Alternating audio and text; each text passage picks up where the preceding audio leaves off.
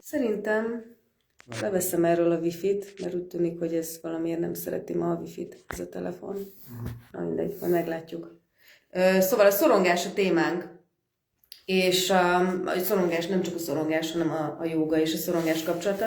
Kicsit szorongunk attól, hogy ez a telefon egyáltalán akar-e működni, vagy nem, vagy a wifi-t ledobja, vagy nem. Na mindegy. Javasoltuk, ezt most valószínűleg össze-vissza látjátok, hogy a mai hírlevélben, hogy olvassatok Iyengar könyveket, főleg az Életúj megvilágításban, meg a jóga fája. Ez a két könyv van, ami a hétköznapi élet szituációira fordítja le a jogát, tehát hogy ne egy ilyen absztrakt művészettudomány legyen, vagy valami, ami teljesen messze van a társadalomtól, hanem pont az ellentét, ahogyan Iyengar maga is élt, a társadalom szerves részeként. Úgyhogy... Igen, az Életúj megvilágításban az egy nagyon érthető könyv. És egy gyönyörű könyv, és nem kell az elejétől a végig elolvasnod, hanem nézhetsz csak fejezeteket is. Tehát úgy is értelmezhető, hogy csak egyes részeket olvasod el, azért persze nyilván nem érdemes.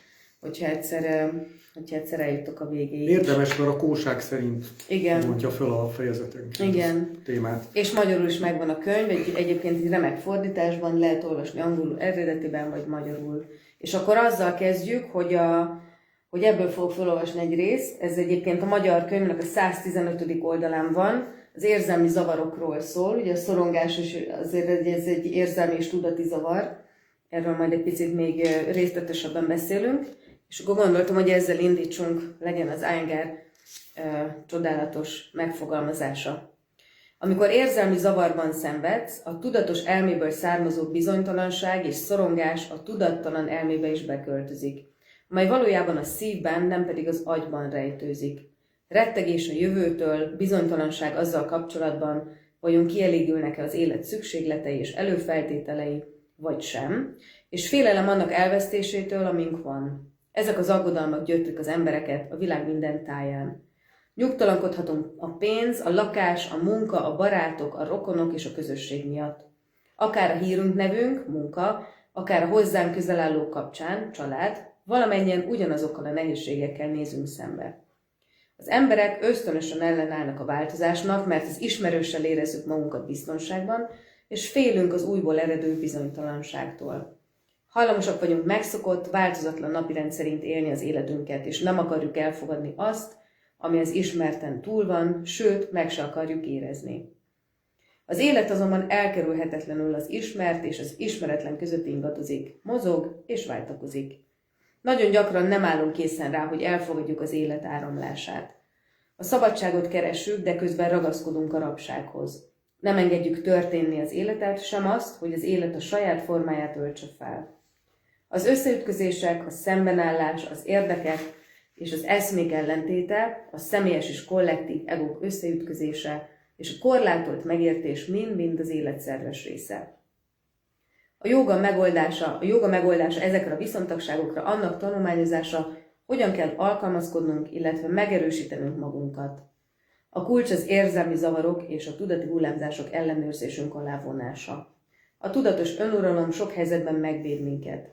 Ha megtettünk minden tőlünk telhetőt, készek vagyunk rá, hogy félelem nélkül nézzünk szembe a jövővel, és képesek vagyunk megbirkózni bármivel, amit hozhat. A bennünk lévő kettősségeket és konfliktusokat is uralmunk alá hajthatjuk.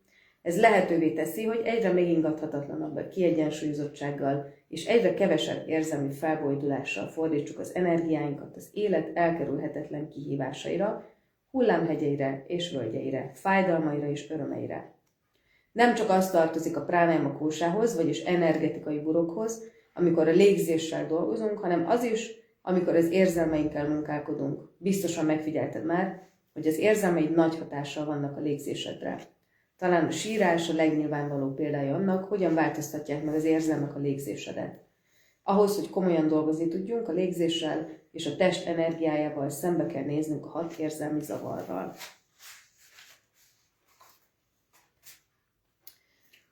Szerintem ez teljesen világos. Akkor mondani fejezzük a mait. Köszönjük a figyelmet. Ja. Igen. Hát, amint hallatszik, Iyengar is a csittából, tehát a tudat, ugye ez a magyarítva a tudatnak a zavaraiból vezeti le a szorongást.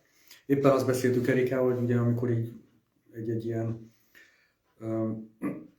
podcastot tartunk, akkor általában megnézzük a Iyengarnak a műveit, hogy mit írt a témáról, és így, hogy anxiety, tehát szorongás, így nem találtuk.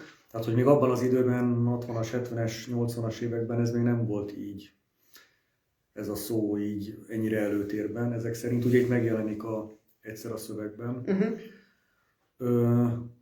Úgyhogy vissza kell nyúlnunk a jogának a klasszikus fogalmaihoz, már hogy Patanjali-nak a fogalmaihoz, és én úgy találtam ezt, ugye Erika is, azt már beszéltük ezt, hogy az egyik ilyen fogalom az abhinivésa, ami hát halálfélelemként lett lefordítva, egyébként nem ezt jelenti maga a szó, de így szoktuk értelmezni.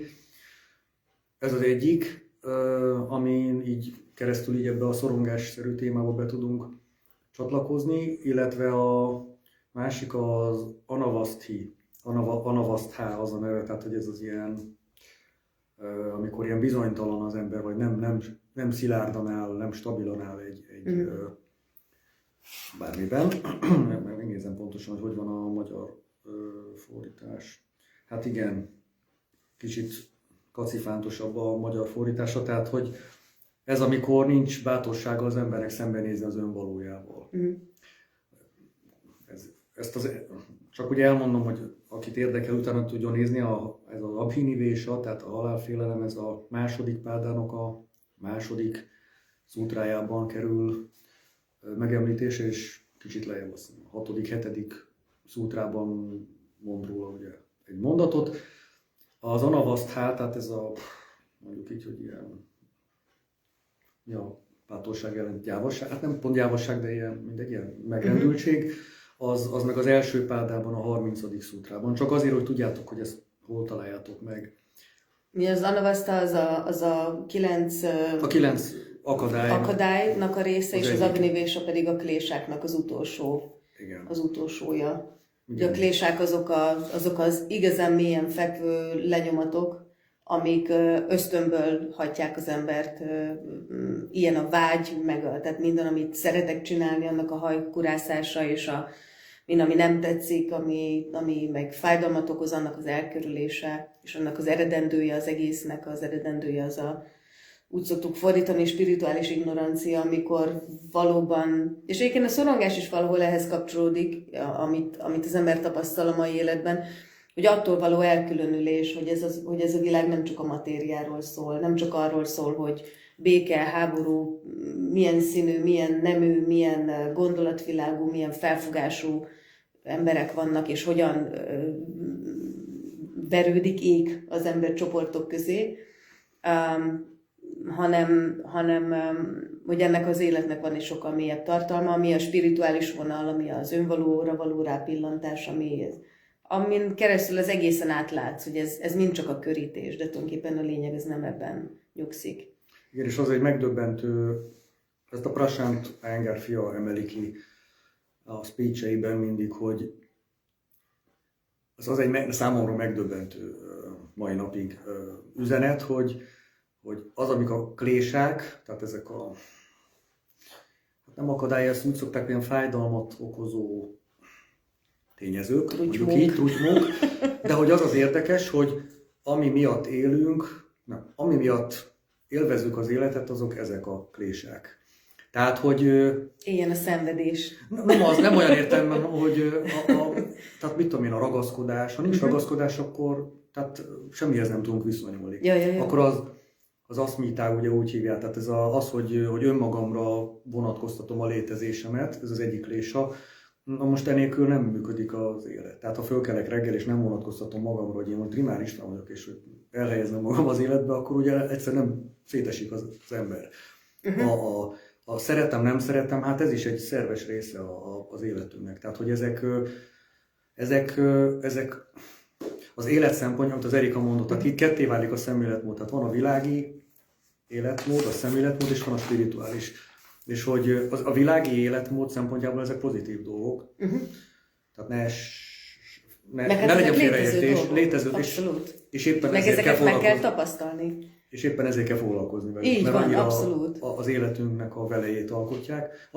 Rasán mindig azt mondja, ez a sava borsa az életnek, hát enélkül Abszolút. nincs értelme. Hogy Meg a szemtelenség sem azt jelenti, hogy érzelemmentes vagy, egy érzékelésmentes vagy, és mindenen kívül. nem közöny. Tehát ez nem közönyt jelent, de majd erre még visszatérünk. Ja. És akkor a spiritualitás szempontjából, tehát a jogának a szempontjából leküzdendő akadályok ezek a klésák, és ezt ugye, hát Patanjali nem írja ezt, de hogy tulajdonképpen a kommentárirodalom mind ezt figyelembe veszi, ez nem szükségszerűen nem egy életben történik meg. Vagy szóval egy élet folyamán az ember, mindenkinek vannak témái, mivel küzd, és akkor közben valamilyen, az élet közben úgy értem, a küzdelem közben jut az ember valamilyen megoldásra, vagy nem jut megoldásra, de hát az is egy eredmény. Szóval, hogy ez egy elég összetett téma, ez a szorongásos cucc. Meg minden érzelmi dolog is, vagy érzékeléses dolog is. Igen. Én azt gondolnám, hogy a szorongásnak én hoztam egy meghatározását, ami lehet, hogy kicsit filozófikus lesz, hát talán nem baj. Tehát különböztessük meg a félelmet, meg a szorongást. A szorongás az egy olyan dolog, aminek olyan érzelem, mondjuk így, tudatállapot, aminek nincs tárgya. Tehát, hogy igazából nem tudjuk megfogalmazni, hogy mitől van az a rossz érzés. Ez általában a halálfélelem. Nekem azért itt az abinévésa, tehát itt, amit Patanjali mond, az nekem elég jól passzol ez az egészhez. De mondjuk így megfogalmazom, akkor már van tárgya. De hogy remélem érthető. A szóban is benne van, hogy halálfélelem. Igen, tehát hogy valami olyan jövőbeli dolog, amit nem szükségszerűen tudunk racionálisan megfogalmazni magunknak. A félelem maga az meg egy sokkal konkrétabb, tehát az egy olyan, hogy félek a orvostól, félek a betegségtől, félek egy holnap, nem tudom, valamilyen megmérettetéstől. Szóval, hogy én valamilyen különbséget tennék, nem tudom, hogy van-e értelme, vagy lehet ezen haladni. Nekem a gondolkodásom ezzel kapcsolatban ezt előfeltételezés, csak azért hoztam be, hogy hát valamilyen fogalmi tisztázást segít. Aztán a másik, majd aztán szólj bele, amikor elég volt. Tehát a másik, ami ugye mai diskurzusban, ahogy előkerül a szorongás, félelem, az mindig a stresszel kapcsolatban. A mai diskurzus ezt mindig így hozza elő, hogy ugye a stressz az egy természetes reakciója az embernek a külső hatásokra, az az aktivitásba hozza az embert, vagy az idegrendszert, és ezen keresztül a testet, és akkor alakul ki egy ilyen rossz stressz, mondjuk ezt, hogy most nevezzük így a szorongás, egy szorongásos állapot, amikor ezt a stresszt nem tudjuk megszüntetni, föloldani. Tehát állandóan egy ilyen készenléti állapotban van az ember, és nem tud megnyugodni, nem tud abból az állapotból kilépni. Nem tud kilépni. Mondhatnám, hogy ez egy tudatállapot, de ez a testre, és ez a testre nagyon erősen kihat, ugye ez a bolygóidegen keresztül történik, ez megint egy másik témás, csak azért mondom, hogy van ennek azért most ma már megalapozott ilyen neurobiológiai alapja. Úgyhogy nekem ez a induló pontom ezzel a szorongás témával kapcsolatban. Eingernek van egy másik csodálatos könyve, az életfája? Jogafája. Az életfaja. Az életfaja. A jogafája. Abból olvastam még ma részeket, és abban is szerepel, most már meg nem mondom melyik fejezetben, de ott az öregkor halál az körül nézelődtem ma, hogy azért élsz, mert szereted az életet. És ezt néha az ember elfelejti szerintem. Úgyhogy azt írja, most nem fogom szó szerint idézni, hogyha nem szereted az életed, akkor menj és akkor vesd magad akármi alá, vagy fölé, vagy ugorj le, de hát azt úgysem teszed meg. Úgyhogy mégiscsak van valami, nem is ragaszkodás az élethez, de valami szeretet, ami az élettel kapcsolatban az érzés az megvan, és akkor áll csak az a kérdés, hogy hogyan lehet ezt az életet teljességgel élni. Ugye erről is a könyvében gyönyörűen ír. Ami még ebben az élet új megvilágításban taglalásra kerül, az hogy a különbség az érzések és az érzelmek között. Az érzés az egy természetes velejárója az életnek, hiszen az ember az érzékszerűen felfog dolgokat, és érzések alakulnak ki, és azt írja, hogy az akkor válik problémássá a dolog, amikor ezek érzelmekké válnak, olyan érzelmekké, ami akkor is benned marad, amikor már a szituáció vagy az inger messze nincs ott. Erre írt egy ilyet, hogy amikor a főnök szabadságra megy, akkor is utálod. Ez őt nem bántja, viszont téged viszont megmérgez.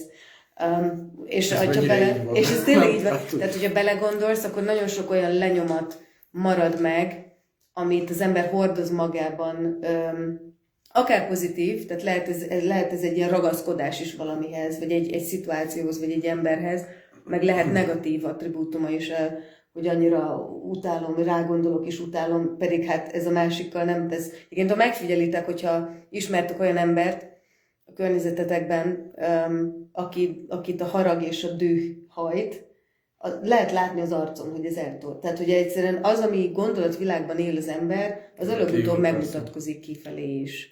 És ez nem egy alkalmi rossz kedv, hanem ez egy ilyen általános koncepció, amiben az ember éli az életét. A másik ilyen megfigyelésem, hogy a kutyák és a kutyatulajdonosok arca. Hasonló. Azt nem tudom, hogy észrevettem. Tökre hasonló. Ez nem tudom, hogy ennek van-e, hogy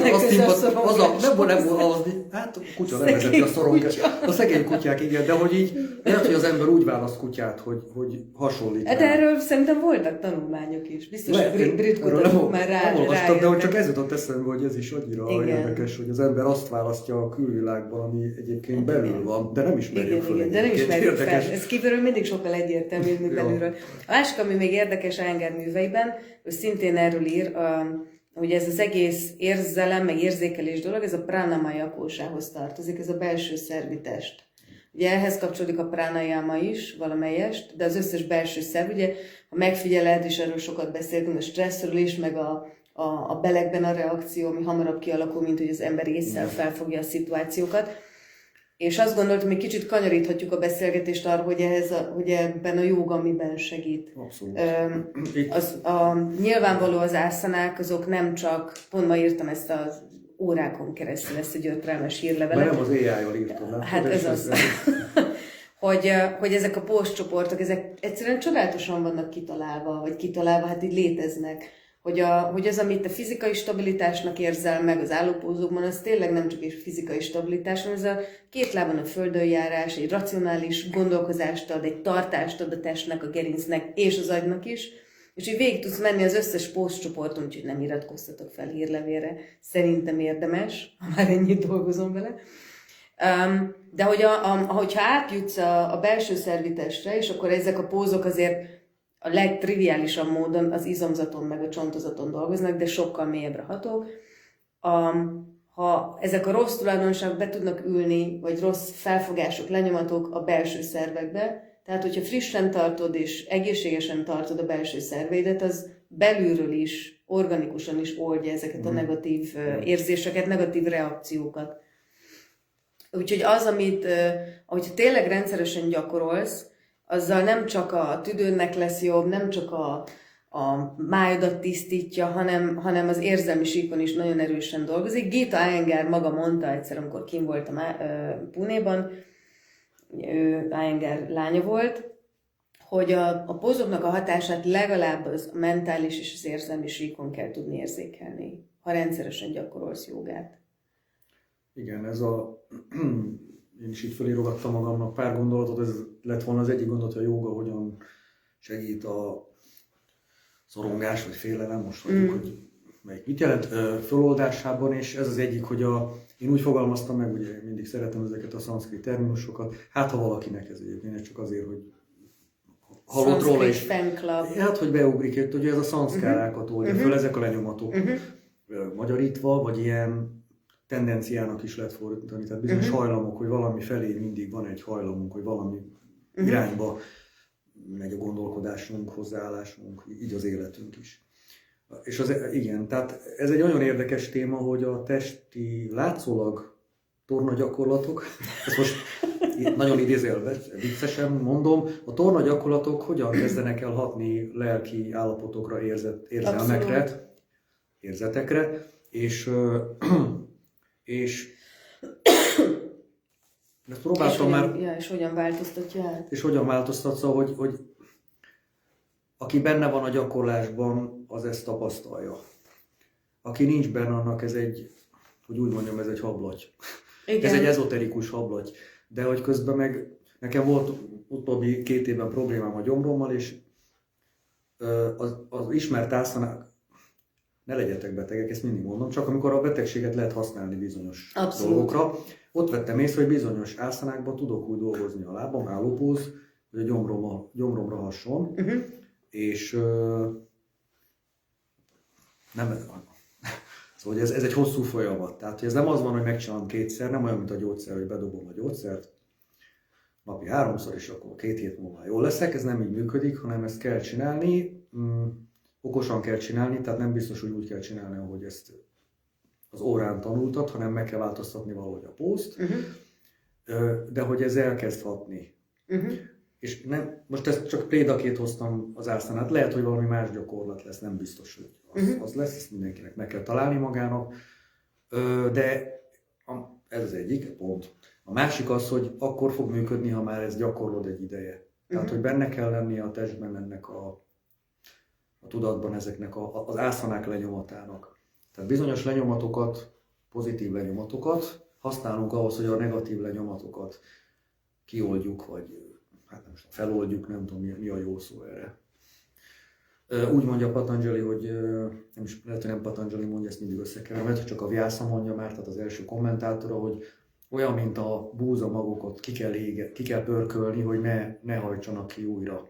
Ilyenek a szamszkárák, ezek a lenyomatok, hogy ezek ott vannak a tudatunk mélyén, adott szituációban kirügyeznek. Mert hogy az nekik egy megfelelő talaj, és akkor ott a valamilyen általában előző életbeli lenyomatként értik ezt a hinduk, az egyszer csak működésbe lép. És akkor valahogy reagálunk, ami nem is értjük, hogy reagálunk. Ugye ez nekünk nyugatiaknak egy kicsit fura. Ugye Freudot az már elfogadott, hogy a csecsemőkortól jövő benyomások azok befolyásolják az embert a felnőtt korában, tudattalanul. Kicsit hasonlóképpen kell azt hiszem ezt a szamszkárás dolgot is fölfogni, hogy nem tudunk róla, előző életbeli tetteinknek vannak lenyomatai, következménye is az, hogy ez adott életben, szituációban kicsirázik, és reakcióra kényszerít minket. Szóval, hogy az ászana ezeket a ösztönszerű hajlamokat, tendenciákat, reakció potenciálokat, ezeket megváltoztatja. De megint mondom, ez nem egy vagy két gyakorlás, hanem ez hosszú évek. Hét alatt. Hosszú évek folyamata, és ismerni kell hozzá az elméletet, különben nem szükségszerűen fog működni. Ez lett volna egyébként még mindenképpen a hozzáfűzni valóm, de szerintem ebben abszolút egyetértünk, hogy ennek a jogának tényleg van egy íve, ami Indiától nyugatra nagyjából úgy alakul ki, hogy az ember az ászanákkal kezdi, aztán el kéne jutni a pránájámához, mindegy, és valóban a pránájáma az egy akkora lökést ad a gyakorláshoz, egyszerűen teljesen átvariálódik az ászana gyakorlás is. Az érzékelés. Igen, abszolút. Meg az érzékenység, meg a tapasztalásnak a kifinomultsága, és ez önmagával természetszerűleg hozza a jóga filozófiához való irányt, vagy a jóga filozófiahoz való affinitást, vagy egyáltalán érdeklődést. Tehát, hogy ez annyira gyönyörűen egy egység, és bármelyik részét tanulja és gyakorolja az ember, annál inkább áthatja az egészet. Tehát ezek nem különálló részek, hanem mint amikor egy ételnek elkezded azonosítani az összetevőit, és akkor egyszer csak az egészet érzed, azt, hogy sokkal teljesebbnek, mert érted a részeit. Úgyhogy a filozófia nélkül, és ezt az utóbbi időben mondjuk az Istvánnal minden egyes podcaston, hogy főleg ilyen zivataros időszakokban, amikben most vagyunk, az teljes ki tudja, merre halad a világ állapotban, muszáj valami kapaszkodó, és az általában valami filozófia, tehát valami spirituális vonal. Én a joga filozófiát ugyanebbe sorolom. Persze. Tehát, hogy ez most egy vallás, egy konkrét vallás, valakinek van akinek valami filozófiai út, tehát teljesen mindegy, de valami biztos kell, ami az élet eszenciáját keretbe foglalja, mert egyébként tényleg csak az marad, hogy ha jobbról fúj a szél, meg ha balról fúj a szél, akkor össze-vissza lenged az ember a létezésben, az kevésbé stabil és kevésbé megnyugtató. Igen, és ez a káosz, ami most van a világban, belföldön, külföldön egyaránt, Nem tudom, hogy érzékelitek, hogy érzékeltedik, de mondjuk rám például szorongást. Abszolút, Szóval, abszolút. hogy én abszolút ilyen nem tudatosan, jó, én olvasgatom a híreket, meg Hát egy ilyen laptop. de van egy ilyen, igen, egy állat gyomornál, konkrétan lehet ezt így fizikálisan. Érdemes egyébként megfigyeltek, hogy fizikálisan hol érzitek a szorongást, szerintem mindenki máshol. Én gyomornál szoktam érezni, szóval, hogy abszolút hat az emberrel, negatívan, és ezért jó az, ha van a kezetekben, vagy a fejetekben egy tudás, amit most nevezünk filozófiának, tök mindegy, hogy spirituális úrnak hívjuk, csak ezt úgy is berágták már ezt a szót, hogy spiritualitás, hogy borzasztó. Amúgy meg csak szellemiséget jelent, egy magasabb szellemiséget jelent. Ez szép, kimondottan szép kifejezés, ugye a spirit, vagy spiritus, ugye latinul az a szellemet jelenti. Ugye a Szent Szellem, ez úgy van eredetileg a Bibliában, magyarra a Károlyi Szentléleknek fordított, és ezért mi lelket mondunk, de ez az a spiritus, tehát az a lélek. Egy magas szintű isteni lélek bennünk, ami működik. Szóval mindenképp kell valami tradicionális tudásformához nyúlni. Most ebben az értelemben én az ászanát és a pránájámat is tudásformának mondom, mert hogy meg kell tanulni, és azt alkalmazni kell. Tehát, hogy azt nem tud de és egyébként hihetetlenül hat, tehát még hogyha csak nem is, még mondjuk azt, nem is érdekel valakit a jóga filozófiája, de az, hogy rendszeresen kvázi látszólag karban tartod magad, tehát az pont ez, amiről beszéltél, hogy különböző szorítások jönnek létre a testben. Az lehet a lágyékban, lehet valamelyik szerv körül, amit lehet, hogy nem is érzel, lehet fejben, lehet nyak körül, ugye ez a rész, ez mindig egy ilyen halmozottan stresszes rész, vagy lehet a négyfejcombizmod, vagy egy csomó helyen tárol az ember stresszt. Egy rendszeres és átfogó ászana gyakorlás, ha más nem csinálsz, csak azt, az már óriási előrelépés, hogy emlékezz vissza, amit felolvastam a könyvben, hogy az ember szereti a szabadságot, de ragaszkodik a dolgaihoz. Tehát egyszerűen kényszerpályán vagy egy ászana gyakorlás közben, mert olyanokat is csinálsz, amiket nem szeretsz, amire szerinted a tested nem annyira alkalmas, de ezért szépen lassan alakulnak a dolgok. És az a tudat, hogy nehézségeken át tudsz lépni, lehet, hogy kell hozzá fal, lehet, hogy néha szék, lehet, hogy alátámasztott póz, vagy 2 fal, vagy 4 szék, de hogy mégiscsak ki tudsz valami jobbat hozni a saját magadból. És akkor ez nyilván nem csak a fizikumodat jelenti, hanem agyban is szépen lassan valami transformáció létrejön. Igen, a Louis Steinbergnek volt egy ilyen, jól ejtettem? Steinberg. Volt egy olyan megjegyzése az egyik ilyen workshop alkalmából, hogy ne azonosítsuk magunkat a problémáinkkal, hanem gondoljunk arra, hogy van egy gyakorlásunk, ami mindig visszahoz ahogy Erika szokta mondani, az ő kifejezése, most tőle lopom el, hogy a normalitásba visszahoz. Tehát én úgy szoktam ezt magam fogalmazni, hogy visszahoz nem én ezt sem mondtam, ezt is a Louis mondta, hogy a testedbe visszahoz. Igen. Tehát úgy szokták ezt megfogalmazni, hogy a jelenbe visszahoz. Tehát a test az mindig jelen van, tehát ha visszajövök, akkor magamban vagyok, jelen vagyok. És a gyakorlás az nagyon ezt csinálja. És ezt is mondta, amikor legutóbb itt volt, és egyelőre először, de jövőre szerintem jön, a műhelyén, hogy amikor ő ilyen állapotban van, hogy mesélt egy történetet, a történetre nem nagyon emlékszem, de erre az egy mondatára igen, valahonnan le kellett ugrani, azt hiszem, volt valami kiránduláson, és akkor le kellett ugrani egy vízbe, volt. Valami magasra, nem? Volt valami sztori. De a lényeg, hogy amikor ez a szorongó félelem előtört, akkor arra koncentrált, hogy mi az egyetlen legközelebbi dolog, amit meg kell tennie. Jó, lerakom a kezem, oké, kinyújtom a lábam, akkor előre tolom magam. Tehát nem azon aggódott, hogy mi lesz majd, ha egyszer leugrik a vízbe, hanem csak azzal foglalkozni, ami a következő lépés. És ez is ugyanez, hogy a következő lépés az most döntöd el, hogy a következő mozdulatod mi lesz. Tehát az is a jelenben tart, és nem feltétlenül, nyilván nem kell fejest ugrani a kútba, de hogyha tudod, hogy meg kell csinálnod valamit, akkor a szorongás helyett inkább azzal foglalkozz, hogy mi az, ami a te kezedben van, mint akció, amit létre tudsz hozni, és felejtsd el a többit. Igen. Még egy visszatérve arra, hogy ezt a klésák, tehát a Patanjali több ilyen javaslatot tesz, attól függően, hogy milyen szinten van a gyakorló. ugye a Prasant szerint mi csak az Astanga jogának a szintjén vagyunk. A Kriya joga, ugye az a második pádának az első szútráját mondatában olvashatjátok, hogy mi a Kriya joga. Azt mondja Prasant, hogy hát igazából nem nagyon ismerünk olyan embert, aki azt a szintet csinálja, úgyhogy a Samádi joga, ami az első pádában kerül leírásra, azt meg pláne ilyen félisteni lényekként kell elképzelnünk, de mindegy. Azt mondja a Patanjali a Samádi jogában, tehát az első pádában, hogy ott 5 módszer van ezeknek a például tehát mondjuk ennek a szorongásnak a feloldására, vagy ezeknek a nagyon mélyen gyökerező hajlamoknak a feloldására. Fölsorolom nektek gyorsan.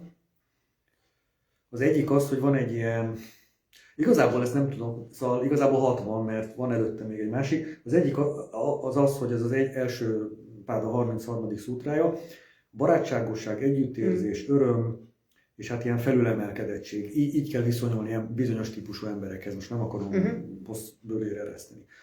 A 34. szútrában azt mondja, hogy van egy ilyen hányás nevezetű légzés, az azt jelenti, hogy erősen kell kifújni a légzést, ez ilyen tisztító jellegű légzés. A 35. szútra a fölmerülő érzettárgyakra fókuszálj, ez is egy érdekes, amit az előbb elmondtál, hogy az éppen adott. Nem az, hogy leteszem a gyertyalángot és arra meditálok, azon meditálok, vagy az Istennek az ideáján, vagy éppen amit választ az ember, hanem bármilyen éppen fölmerülő érzettárgyra, tehát a jelenbeli. Érdekes, hogy ez is egy javaslat Patanjalinak. 36. szútra, fájdalommentes, fényes tudat. Ez is egy, hát ez hogy éri el az ember, de hogy szóval ez is egy ilyen... Mondjuk, ha nem olvas híreket, azért az sokat segít. Az sokat tudsz segíteni, igen. Vagy a gyakorlás egyébként. Tehát a gyakorlás után sokkal fájdalommentesebb szó szerint az ember, de itt a tudatról van szó, tehát hogy hát a tudat is kisöpri a tudatot, igen. És fényessé válik az ember. Van ugye egy ilyen pránájáma is. 37. szútra, a ragaszkodástól mentes tudatú emberek, magyarul mondjuk, hogy a mesterek tudatállapotába helyezkedjünk, van egy ilyen javaslat, ugye ezt guru jogának szokták egyszerűsíteni, és a 38. szutrában pedig, hogy a álomból szerzett tudás. Tehát ezek azok a módszerek, amik ezeket a mélyen gyökerező tendenciáinkat, ösztönszerű működésünket föllazítják, föloldják. Ugye ennek az a célja, hogy a tudat nyugodt legyen, hogy ezek ne zavarják az embert. Tehát teszem azt, szorongás ne alakuljon ki, vagy ha kialakul, akkor valahogy föl tud oldani. Ezek a javaslatai Patanjalinak a... Igen, valamit az ászanáról mindig el akarok mondani, itt a fejembe jár, de tehát az, hogy nekem az... Hogy vezessen föl. Csak egyszerűen mi. Tehát mindegy, hogy savászanát kell csinálni. De ez nem azt jelenti, hogy konkrétan ezt a savászanát, amit gyakran csinálunk, hogy az óra végén lefekszünk savászanát, hanem amit a resztoratív gyakorlás során igyekszünk megtanítani, hogy minden ászanát egyfajta nyugodt tudatállapotban, mondanám, hogy nyugodt testtel kell csinálni. Ez nem jelenti azt, hogy nem használjuk a testünket, de újra valaki sok lájkot ad. Tehát, hogy... Savászani jelleget kell. Savászani jelleget kell. Igen, és az Erika itt a beszélgetés elején mondta, hogy az arcon, kiül az arcra mindenkinek a legfőbb tudatállapota. A savászanában mi ezt figyeljük mindig, hogy meg az ászanák közben is, hogy kinek milyen az arca, hogy harabdálja a száját, elvörös lesz vagy a feje. Vagy le se csukja a szemét. Nem csukja a szemét, vagy egyszer látszik, hogy nem nyugszik meg az ember. Igen. Tehát látjuk, hogy milyen tudatállapotban van, nem vagyunk pszichológusok, meg nem is akarunk azok lenni, de ez nekünk ugye benne van a kvázi a szakmai skillbe, hogy lássuk, hogy az ember az éppen mivel küzd, vagy valami jelét legalábbis látjuk. Szóval, hogy ezt kellene megtanulnotok, hogy savászana jellegűen hogyan gyakoroljatok. Aminek a nagyon nagy jelentős szerepe van, a légzésnek van mindenben. Igen. Tehát a légzés tudatosítása, ugye minden szoktunk mondani, minden póznak van egy sajátos formája, minden póznak van egy sajátos fő célja, vagy fő hangulata, fő íze, valamire ki van hegyezve minden póz, amire más póz nincs annyira kihegyezve, és minden póznak megvan egy sajátos jellegű légzés mintázata, ami a formából adódik. Igen. Tehát össze vagy csavarodva, ki vagy tekeredve, akkor ez egy sekélyes légzés lesz, de abban a sekélyes légzésben is van egyfajta nyugodtság. A pózok pont ezért vannak, és főleg ebben a metódusban úgy vannak felépítve, a könnyebbtől a nehézig, vagy az óra íve is így van összerakva, hogy haladjunk a terheléssel, és aztán térjünk vissza a csendesség felé, de minden egyes gyakorlásnál valahol a stresszen keresztül haladsz át, pont azért, hogy a reakcióid megváltozzanak, hogy ne sikítva rohanj ki az óráról, bár ilyenre még nem volt példa. Tehát, hogy az egész az önuralomról szól, de nem az önuralom, amikor kimész és utána felrobban a fejed, hanem az az önuralom, amiben azt a feszültségből adódó energiát, amit a stressz létrehoz, az elkezd szépen megművelni, és mint a vadló, amit befogsz, annak az erejét, azt valami másba, tehát saját magadban kell tudnod úgy kanalizálni, hogy ez téged építsen, és ne téged szedjen szét. Igen, és hogy ez a savászon a jelleg, hogy oda vezessen, hogy a gyakorlás maga kiegyensúlyozza az idegrendszert. Tehát, hogy nincs, én ezt mindig mondom órán, nem tudom, te hogy szoktam mondani, Erika, de nincs ilyen mágia, magic, hanem csinálni kell. Tehát ebben tényleg semmi, de nincsen shortcut, nem lehet lerövidíteni. És mi minden információt, meg amit ismerünk, tapasztalatot megadunk ehhez, mert ez a dolguk. Tehát, hogy Ja. Én azt gondoltam, hogy még azt, hogy azt vegyük át, hogy végülis ezek az ászana csoportok mit csinálnak az emberrel, mert ez egy olyan jó gyakorlat. Most, hogy megírtam a hírlevélben. Igen, hát igen, és akkor hát elolvassák, mert... Jó. Szóval én amit felírtam, és akkor Erika egészíti, az állópózok hát stabilizálnak és erőt adnak. Így van. De amit mondtál, hogy a gerincen keresztül a fejet megtámasztják. Így van. Tehát az, ami az agyban, ez, hogyha jól dolgozik a lábad, főleg az állópózumon a hátsó lábad, akkor ez itt hátra kell, hogy vonuljon, és tulajdonképpen szemtelenül és az életet élvezve tudod kitölteni a teret az állópózóban. Kevin kedvenc, ugye, egy szútrája vicsára állapotba kerülsz. Igen. Egy ilyen szintetizál, egy egységesítő látás. Igen.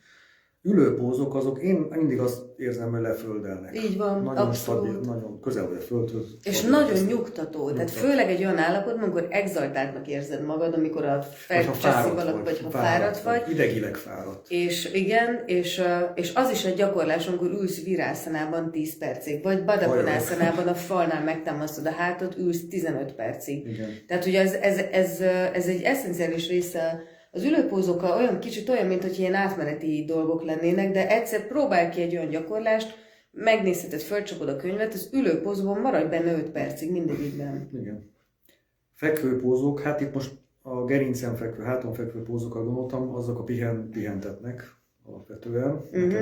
De iszonyatos megnyugvást adnak azzal, hogy a hátadat megtámogatja valami. Tehát az nagyon-nagyon... Az egy nagyon jó érzés, akár hengerpárnán fekve, akár földön fekve, hogy a hátad nem tartod, hanem rajta van valamin takaró föld, hengerpárna tégla, hogy ez, mint hogyha valaki ide tenni a kezébe, és azt mondja, hogy minden rendben van. Igen, nem beszéltünk erről, de hogy a stressztől, vagy a feszkózástól a rekeszizom befeszül, ezért az előrehajlások ellazítják a belső szerveket, rekeszizmot. Van olyan előrehajlásom, ez már ugye elég nehéz megcsinálni, de hogy az lenne a feladat, hogy az ember el tudja engedni ezt a belső szervitestet. Megnyugtatja a szívet, mert lefelé húzza, tehát más irányba húzza a gravitáció, mint álló helyzetben, de a gerinc a szív fölé kerül, akkor ez a szívnek egy nyugtató hatást hoz létre. Igen. Fordított pózok a hormonrendszert kiegyensúlyozzák, tehát feje lefelék. Meg minden folyadék, ami ugye a testnek a mennyi? 70%-a folyadék? 75%-a? Vagy 85. 85, tehát minden éppen kinek mennyi, attól függ mennyit ivott, de az minden, ami folyadékonak a keringését felfrissíti, az agynak tiszta gondolkozás kölcsönöz, főleg fejnállás, váltámasz, meg ennek a megnyújtása, az egy rendkívül csendes agyat eredményez, tehát nem véletlen, hogy két különböző főpóz van, a fejnállás és a váltámasz. Az egyik a szimpatikus, másik a paraszimpatikus idegrendszerre van jótékony hatással. A hátrahajlások, ez most egy kicsit, mert hogy majd Erika fejemre koppint, egy kicsit más módon fogalmazom. Tehát a nagy agy a kis agy alá kerül, tehát hogy így értem, hogy így hátrafelé megy, de ugye nem hátraejtjük a fejet, hanem ez a gerincnek a helyes munkájából történik, és hogy ezt egy újabb kutatások, amennyire én tudom, vizsgálják, hogy új neuronok termelődnek ilyenkor az agyban, hogyha jól csinálod a hátrahajlásokat, ezt a nyaknak meg a fejnek ezt a hátravitelét is. Hát egyébként meg elképesztő frissítő, ugye ingerli a vesét, ami az előrehajlást csendesíti a vesén keresztül, hogy egyáltalán az energiaszintet csendesíti, a hátrahajlás az dolgozik a mellékvesén, tehát adrenalin termel, szintén szimpatikus idegrendszeren dolgozik, ami kell, tehát hogy nem csak a paraszimpatikus kell az agyrémből a nyugvás, hanem a gyors reagálási képességet is kell fejleszteni, mert van, amikor arrébb kell ugranod, mert jön az oroszlán, vagy a vonat, vagy bármi, tehát van, amikor az embernek a túlélése az, hogy jó, hogy hirtelen és ösztönösen jó irányba mozduljon el, vagy jól gondolkozzon. Csak egy hülye vicc jutott eszembe, nem mondom el, azon mosolyogok, nem. Az Erikával az óránk rendszeresen este van, és ugye vannak hátrahajlások, és ugye az a javaslat, hogy ne legyen este felé már olyan, de egyébként nem szokott rosszat tenni. Az jó, az jó. Én nagyon ritkán gyakorlok este, mert ugye este tanítok, hát, úgyhogy az ritka, hogy milyen, hogy igen. De nagyon jó, a hátrahajlások abszolút antidepresszáns, tehát még szorongásra is, hogyha nincs erőd, alátámasztással, támogatással, az egyik legfontosabb pótcsoport. Vannak a hasizmos, hát nem így van, mindegy, így hasizmos, hát én azt tudom mondani, hogy egyik legnehezebb dolog megtanítani ezeket a hasizmos pózokat, de végülis a kór, nem egészen igaz ez, de mindegy, a kórizmokat erősíti, ami egy ilyen, szerintem egy ilyen belső mély bizalmat ad az embernek, egy nagy stabilitást középen. Ez egy ilyen belső szervek meg mögötte lévő. Abszolút. Én azt írtam a hírlevélbe, de ez így felbukkant, mint egy gondolat, hogy igen, a kórizmokat erősíti, de tulajdonképpen felkészít arra, hogy az élet gyomrosait kivéd. Igen, tehát, hogy az a fajta stabilitás, amikor figyelj, mondhatsz nekem bármit engem. Tehát az itt egy ilyen pajzs alakul ki, és lepattannak azok a nyilak, amiket esetleg odalőne bárki is. Úgyhogy ez egy érdekes. Ma úgy írtam össze ez a hírlevélben ezeket, hogy nem ami a könyvekben szerepelt, hanem így érzetre. És akkor ez így nagyon jó volt kapcsolni a mai esti témánkhoz, a szorongáshoz. És akkor van még a csavarás, az meg nyilván a gerincet, hátat erősíti, erre mindenképp nekem az nem csak a testet tartja, ugye a gerinc meg a hátizmok, hanem ez a szellemi tartás, erkölcsi szellemi tartást, ami ezt is már megemlítettük ma, hogy a mai világban erre nagyon nagy szükség. Abszolút. Meg mindig jó egy kicsit másik oldalról megnézni ugyanazt a sztorit. Jobbra csavarodva is, meg balra csavarodva is. Mert látsz esetleg olyan oldalt magadban, ami nem annyira szimpi, meg látsz olyat is, ami meg szimpi, amit érdemes erősíteni. Na, hát reméljük, hogy adtunk egy-két gondolatindító morzsát itt a valamennyi rálátásunkból, és mi tényleg most már évtizedek óta jogázunk, úgyhogy, és én azért is imádom, mert ahogy telik az idő, nem hogy unalmas, hanem egyre izgalmasabbá válik, olyan dolgokra lehet rájönni, hogy csak na. Úgyhogy ezt kívánjuk nektek is, maradjon meg a kitartásotok az élethez, az élet teljességéhez az affinitás, megkeresni, hogy na ez a művészet, ilyen közegben megtalálni, vagy ilyen körülmények között megtalálni, amiért érdemes reggel felkelni, amiért érdemes kimenni a világba, amiért érdemes dolgozni, amit érdemes a munkával után kezdeni, vagy a munkából szerzett gyümölcsöket felhasználni. Mert amikor minden rendben van, az könnyű boldognak lenni, meg teljesnek. De ne adjátok fel. Jó, úgyhogy mi jövünk majd megint podcasttal, amikor megírunk bennünk egy gondolat, és ti is kérhetek témát, nagyon szívesen olvasunk mindennek utána, és rakjuk össze, amit tudunk. Meg akkor át kell gondolnunk, az egy jó. Így van, kicsit rendszerezi a dolgainkat. Ja, na jól van.